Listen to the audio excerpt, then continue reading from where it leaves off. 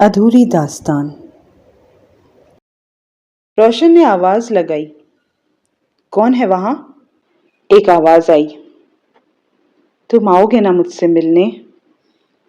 रोशन ने तुरंत लाइट चालू की, लेकिन उसे कमरे में उन दोनों के अलावा कोई नजर नहीं आया।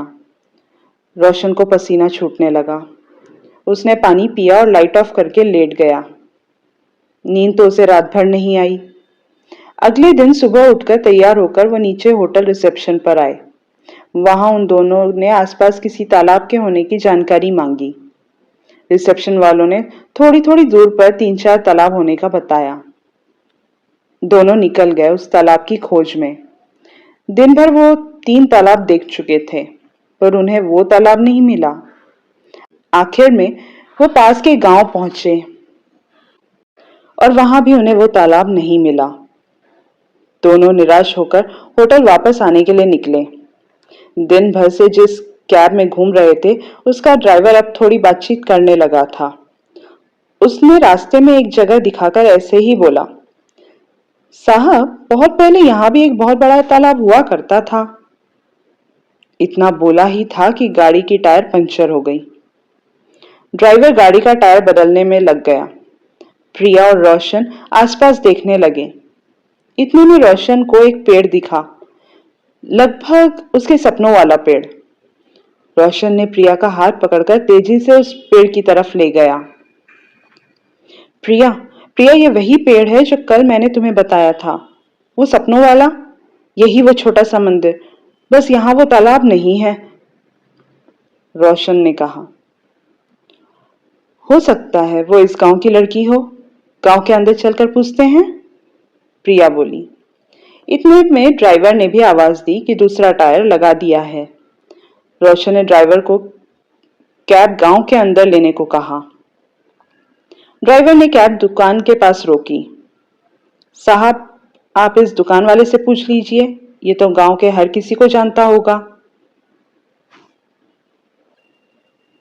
रोशन ने दुकानदार से उस लड़की का वर्णन करके पूछा, क्या ऐसी कोई लड़की इस गांव में रहती है क्या?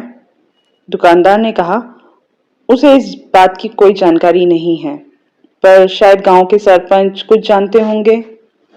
दुकानदार ने ड्राइवर को सरपंच के घर का रास्ता समझा दिया। ड्राइवर ने गाड़ी सरपंच के घर की तरफ ले ली। सरपंच के घर पहुंचने ही वाले थे कि कार रुक गई। रोशन और प्रिया गाड़ी से उतरे। रोशन बिना रुके घर के अंदर घुस गया। प्रिया भी पीछे पीछे चली गई। अंदर कोई नहीं था। घर बिल्कुल खंडर बन चुका था। पीछे से एक आदमी ने आकर आवाज लगाई, कौन चाहिए आपको? जी, हम सरपंच जी से मिलने आए हैं, प्रिया ने जवाब दिया। सरपंच जी का घर बाजू वाला है, यहाँ कोई नहीं रहता। वो आदमी दोनों को सरपंच के घर ले जाने लगा। रोशन की नजर एक तस्वीर पर पड़ी जो जानी पहचानी लगी, और वो सरपंच के घर की तरफ बढ़ गया। उस आदमी ने सरपंच जी को आवाज लगाई।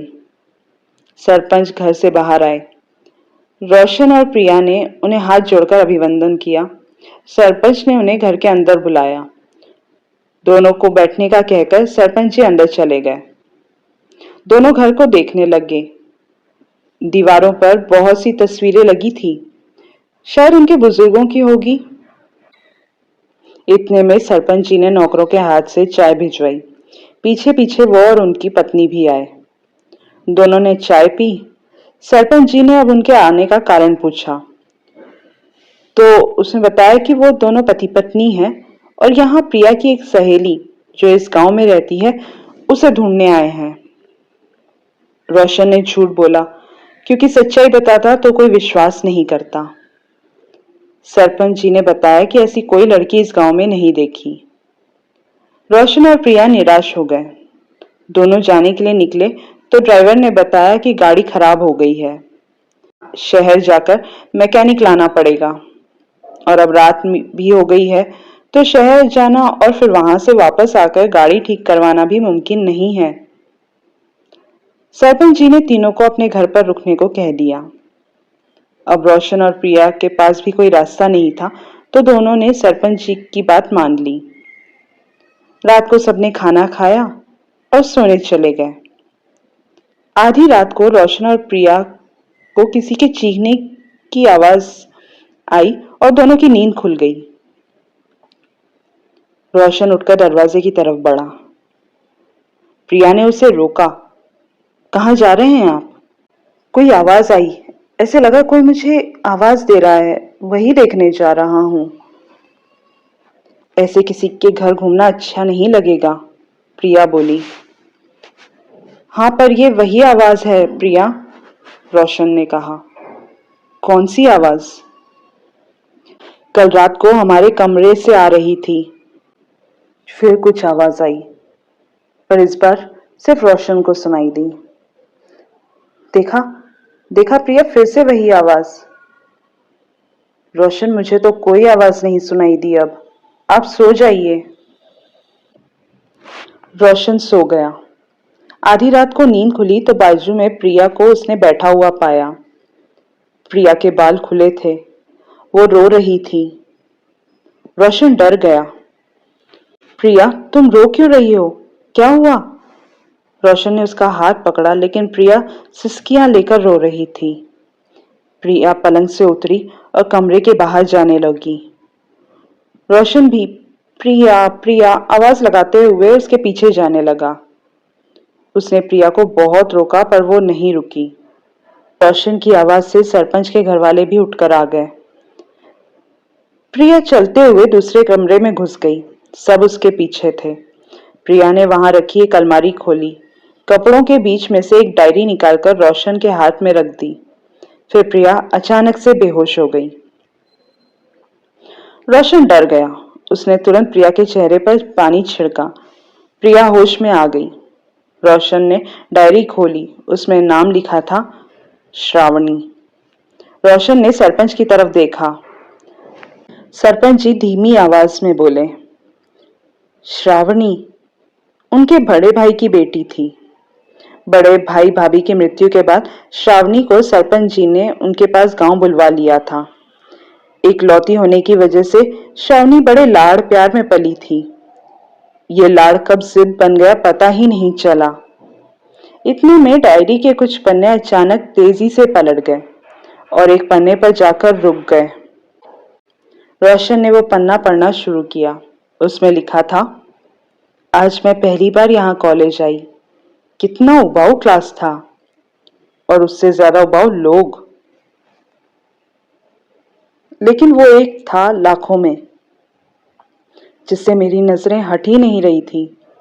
कितना आकर्षक था, गोरा चिट्टा, काली घनी मूछ।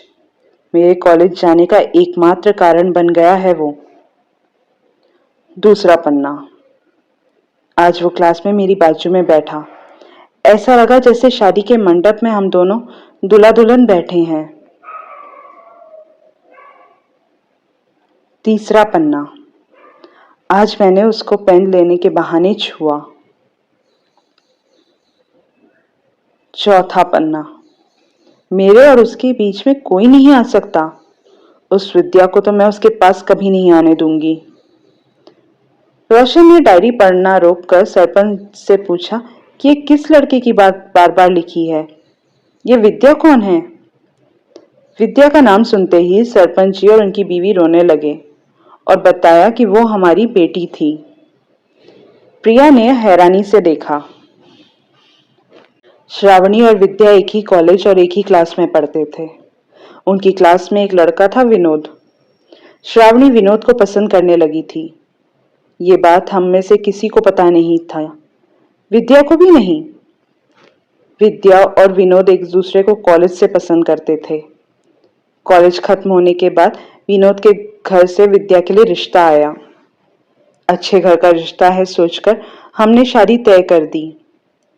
उसी दिन से श्रावणी का बर्ताव अजीब हो गया। वो विद्या से कुछ ज्यादा ही प्यार जताने लगी। सगाई के बाद विद्या और विनोद को मिलवाने का काम भी श्रावणी करती थी। दोनों की चिट्ठियां एक दूसरे तक पहुंचाती थी। बहनों का इतना प्यार देखकर हम भी खुश थे। शादी तय हो चुकी थी, इसलिए उनके मिलने से हमें भी कोई आपत्ति नहीं थी। एक दिन ऐसे ही विद्या तालाब किनारे विनोद का इंतजार कर रही थी। शाम होने लगी पर विनोद नहीं आया। श्रावणी ने एक खत विद्या को लाकर दिया। उसमें विनोद ने लिखा था कि वो शहर जा रहा है, कभी वापस नहीं आएगा। उसका इंतजार न करे, किसी और से शादी कर ले। विद्या विद्या को यकीन नहीं हुआ। वो बहुत देर वहीं बैठी रही। रात होने लगी तो मैं गया दोनों को देखने, तो वहीं तालाब किनारे बैठी थी दोनों। श्रावणी उसे घर चलने के लिए मना रही थी। मेरे जाते ही विद्या ने मुझे खत पकड़वाया। मैंने खत पढ़ा तो मुझे भी बहुत बड़ा झटका लगा। मैंने जैसे तैसे मना कर अपनी बेटी को घर तो ले आया, पर उसे बचा नहीं पाया। रात भर उसके रोने की आवाज से घर गूंज रहा था, पर अचानक आवाज बंद हो गई। हमें लगा शायद रो रो कर थक गई होगी और सो गई होगी। सुबह जाकर उसके कमरे में देखा तो वो हम सबको छोड़कर जा चुकी थी। मेरी बेटी ने अपनी नसें काट ली थी। सरपंच जी फूट फूट कर रोने लगे। सरपंच जी की पत्नी बोली, अगले दिन पता चला कि विनोद का एक्सीडेंट में मृत्यु हो गई है। उसके दोस्त ने बताया विद्या ने कोई खत भिजवाया था कि विनोद से वो शादी नहीं करना चाहती। विनोद हैरान परेशान अपनी गाड़ी लेकर तेजी से निकला था। सामने से आती ट्रक ने उसे उड़ा दिया और उसकी वहीं मृत्यु हो गई। विनोद की मौत की खबर सुनकर श्रावणी को गहरा सदमा लगा। वो पागलों के जैसे चीखने लगी। हमें कुछ समझ नहीं आया। वो बस मेरा है, मुझसे कोई नहीं छीन सकता करके चिल्लाती रहती थी।